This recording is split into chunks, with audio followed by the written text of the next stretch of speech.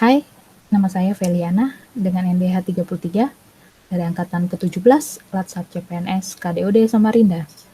Topik kali ini akan membahas tentang etika publik. Nah, sebelum membahas etika publik, kita harus memahami dulu perbedaan antara etika dan moral. Apa sih perbedaannya? Moral di sini biasanya menilai substansi dari tindakan, berlaku sepanjang hidup, menyangkut manusia dari dalam, dan biasanya lebih universal. Sedangkan etika, dia hanya menilai cara bertindak, hanya berlaku dalam pergaulan atau sosial. Kemudian biasanya hanya menilai dari segi lahiriah sifat manusia tersebut. Kemudian biasanya bersifat relatif, tergantung budaya di mana kita hidup. Nah, lebih lanjut, apa sih etika publik?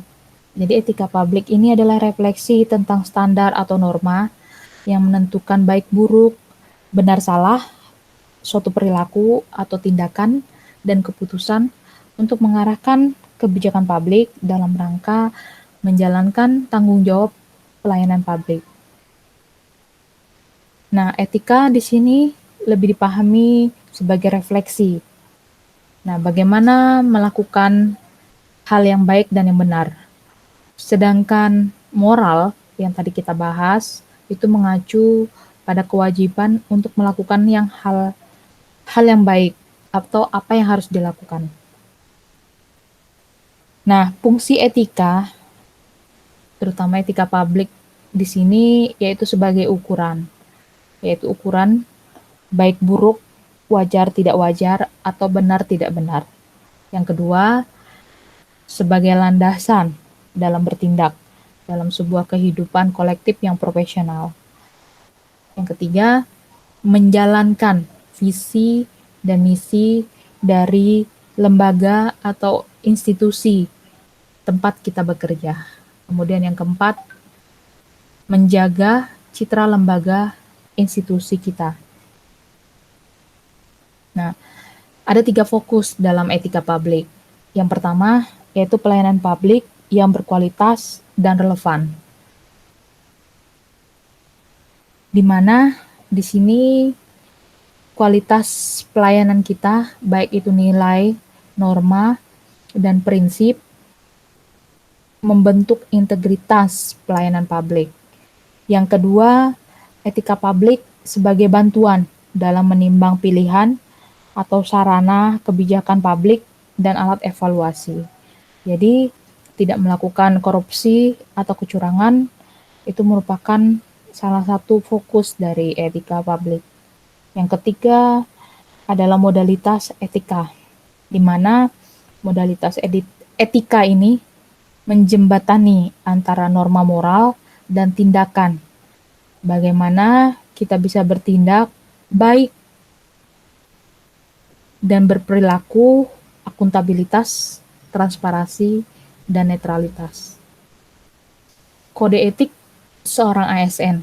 Di sini ada beberapa hal, yaitu sebagai ASN, kita harus mampu melaksanakan tugas kita dengan jujur dan bertanggung jawab serta berintegritas tinggi. Kemudian, melaksanakan tugasnya dengan cermat dan disiplin. Melayani dengan sikap hormat, sopan, dan tanpa tekanan. Kemudian, kita juga harus melaksanakan tugas sesuai dengan ketentuan perundang-undangan. Dan yang terakhir yaitu menjaga kerahasiaan yang menyangkut kebijakan negara. Karena jangan sampai nanti kita membeberkan kerahasiaan negara terhadap orang lain atau negara lain. Nah, kemudian juga menjaga agar tidak terjadi konflik kepentingan dalam menjalankan tugas kita sebagai seorang ASN. Nah, dosen sebagai seorang ASN di sini harus mampu menjadi model kepada mahasiswa dalam hal melayani. Harus mengedepankan etikanya, baik itu dalam menyampaikan atau berbicara kepada mahasiswa, baik itu dalam melakukan kegiatan penelitian, baik itu di dalam instansi ataupun ketika bekerja sama dengan instansi lain. Nah, kemudian dosen juga harus mampu menanamkan kesadaran kepada mahasiswa mengenai etika publik yang benar.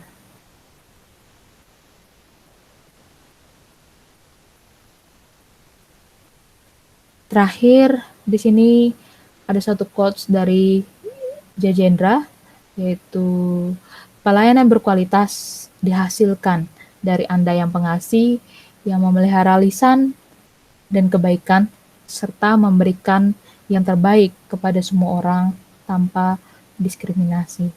Jadi di sini etika publik tadi kita harus memberikan atau memelihara baik cara berbicara kita ataupun pelayanan kita sehingga kita akan mencapai tujuan